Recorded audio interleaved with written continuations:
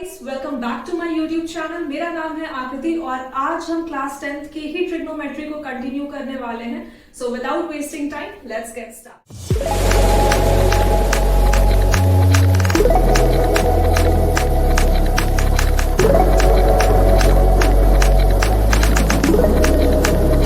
एक क्वेश्चन नजर आ रही है, evaluate each of the following in the simplest form sin 60 cos 60 plus cos 60 into sin 30।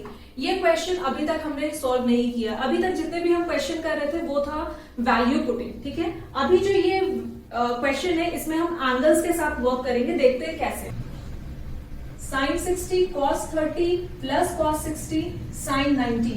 हमने एक चार्ट देखा था कुछ इस तरीके से।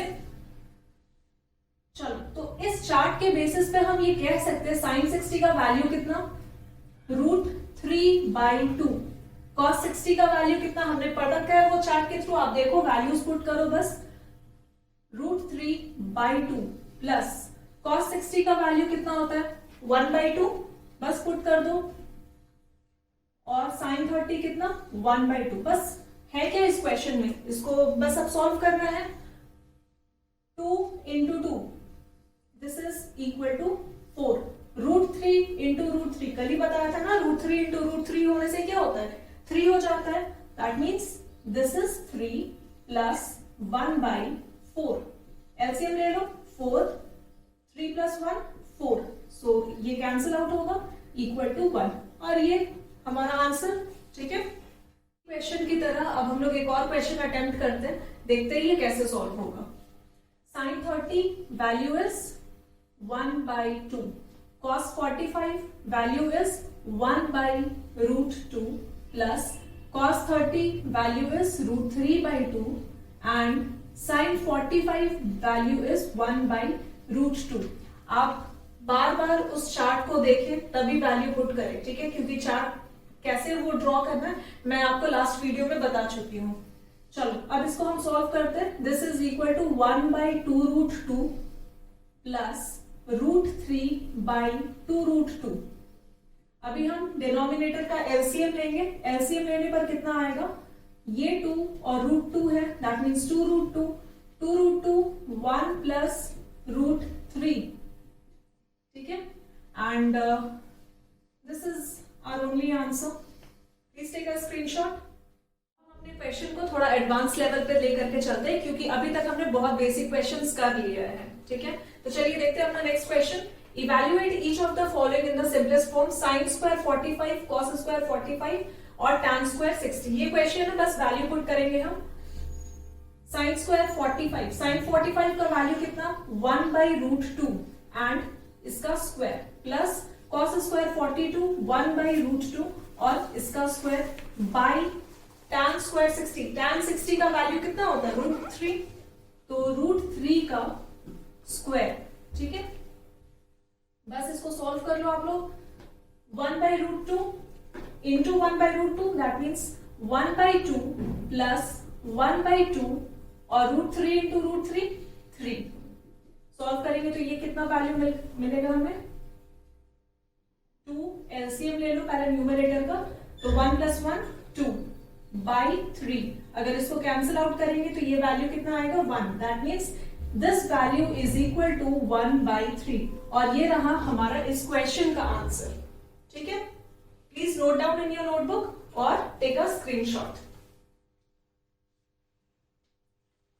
चलिए अब हम अपने सेकेंड पार्ट क्वेश्चन का बढ़ते हैं। sin square 30 plus cos square 45 minus 4 tan square 30 2 sin 30 cos 30 plus tan 45। This is the question, ठीक है।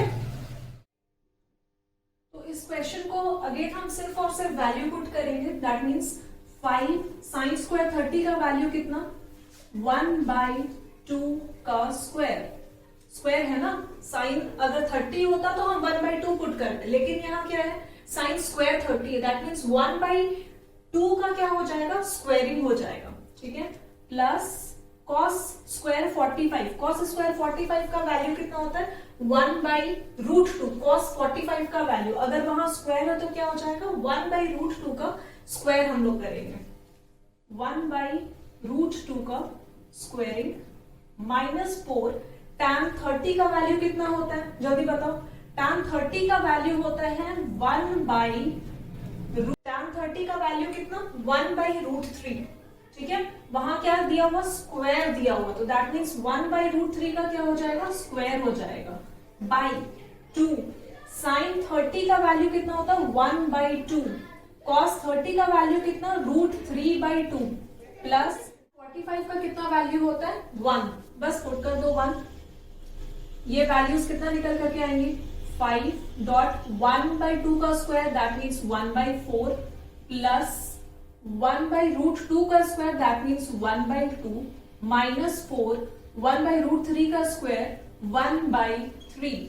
ये डॉट जो बीच में है ना, इसका मतलब होता है मल्टीप्लाई। ठीक है, यहां से 2 और 2 कैंसिल हो जाएगा, दोनों के बीच में मल्टीप्लाई हो रहा, तो दैट मीन्स √3/2 प्लस 1। ये वैल्यूज निकल करके आएंगी। जब इसको हम फर्दर सॉल्व करते हैं 5/4 minus 1/2 I mean plus 1/2 minus 4/3 by 2 that means √3 plus 1 के टेबल में 2 कितना टाइम्स 2। ठीक है, ये वैल्यूज होंगी। इनको अगर हम और सॉल्व करेंगे तो ये वैल्यू कितना निकल करके आएंगे, जब हम इनका एलसीएम लेकर के सॉल्व करेंगे ना, तो ये वैल्यूज कुछ इतना निकल करके आएंगे। ठीक है, जब ये वैल्यू इतना आ रही है तो इसको अगर हम फर्दर सॉल्व करते हैं that means 5/12 divided by √3 plus 2/2। ठीक है, यही इस तरीके का चीज जो लिखा हुआ है, ये जो ऐसे लिखा हुआ उसको हम इस फॉर्मेट में लिख सकते हैं। That means 5/12 into 2/√3 plus 2 2 1 times 2 6 time. ठीक है, यही वैल्यू निकल करके आएंगी 5 6 √3 प्लस 2 और ये बनेगा हमारा answer. Please take a screenshot and also don't forget to write in your notebook. ये जो क्वेश्चन अब नजर आ रही है, इसको हम कैसे अटेम्प्ट करेंगे। Find the value of x in each of the following. tan 3x is equal to sin 45 degree cos 45 degree plus sin 30 degree. ठीक है, अभी तक हम लोग बस वैल्यू पुट कर रहे थे, अब हमें x का वैल्यू इस क्वेश्चन से फाइंड करना है। ठीक है, चलिए देखते हैं। tan 3x is equal to sin 45 का वैल्यू कितना 1/√2 1/√2 cos 45 1/√2 plus sin 30 1/2। tan 3x is equal to 1/2 plus 1/2. This value is equal to 1 by जब इसका एलसीएम लेंगे तो ये 2 और ऊपर कितना आएगा वैल्यू 2 दैट मीन्स 1 और ये किसके इक्वल होगा tan 3x के इक्वल होगा। tan 3x is equal to value कितना 1। ठीक है, अब बस वैल्यू पुट कर लो। tan के कौन से डिग्री एंगल में वैल्यू 1 आता है, सोचो। tan 45 डिग्री में, तो यहां बस पुट कर लो tan 45 डिग्री और यहां क्या है tan 3x। tan कैंसिल कर सकते हैं हम। 3x is equal to 45 degree, x is equal to 15 degree and this is the only answer. Please take a screenshot. Question आपको प्रैक्टिस करने के लिए डिस्क्रिप्शन में दी गई है और लास्ट अभी तक के जितने भी वीडियोस है सब जगह दी गई है, आप उसको प्रैक्टिस जरूर करें क्योंकि ये सिर्फ और सिर्फ आपके बेनिफिट्स के लिए है। ठीक है, तो चलिए इसका स्क्रीनशॉट ले लीजिए और फिर हम नेक्स्ट क्वेश्चन की तरफ बढ़ते हैं। उम्मीद करती हूँ आप लोगों को जो कुछ भी यहाँ समझाया जा रहा सब चीज समझ में आ रहा। अगर नहीं समझ में आ रहे हैं तो आप हमें कहाँ फॉलो कर सकते हैं, टेलीग्राम पर, फेसबुक पर, इंस्टाग्राम पर और अपने डाउट्स भर भर के पूछे। ठीक है, अपने तक नहीं रखना डाउट्स, पूछना है। तो चलिए नेक्स्ट क्वेश्चन की तरफ चलते हैं। If theta is an acute angle and tan theta plus cot theta is equal to 2, find the value of tan 7 theta plus cot 7 theta. इस क्वेश्चन को हम कैसे करेंगे? अरे बहुत हलवा क्वेश्चन है, ज्यादा डरो मत। थीटा क्या है? एक्यूट एंगल है। एक्यूट एंगल क्या होता है? 90 डिग्री से जो एंगल कम होता है उसको हम एक्यूट एंगल बोलते हैं। और tan theta plus cot theta का वैल्यू दिया हुआ है 2। कुछ बचा है क्या क्वेश्चन में? देखो tan इसको हम ऐसे लिख सकते हैं ना, tan थीटा प्लस cot को हम क्या लिखते हैं, बताया था लास्ट वीडियोस में भी, 1 बाई cot को सॉरी cot थीटा को हम क्या लिखते हैं, 1 बाई tan थीटा लिखते हैं। लिख लो 1 by tan theta is equal to 2।